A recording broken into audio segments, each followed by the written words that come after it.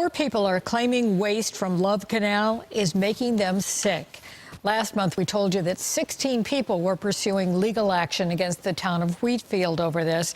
And now that number has more than tripled. News 4's Callan Gray shows us what's driving this spike in claims. Callan? Jackie, at least 49 people have now filed notices of claim. Some dropped them off to the town of Wheatfield as recently as today. The damages sought in those claims amount to more than $2 billion. We reached out to the town supervisor, who says he cannot comment on pending litigation.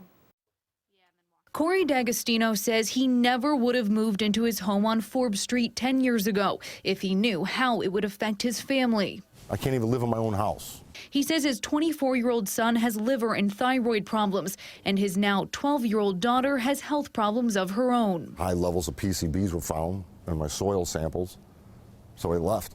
And he says there were chemicals discovered inside the basement of his home. D'Agostino is a client of Louisiana environmental and personal injury law firm Smith Stagg. They hired an expert to take soil and home samples from properties near the Niagara Sanitation Landfill in November. We found PCBs, PAHs, DDT, and dioxins. What we're talking about is very toxic material that shouldn't be in homes.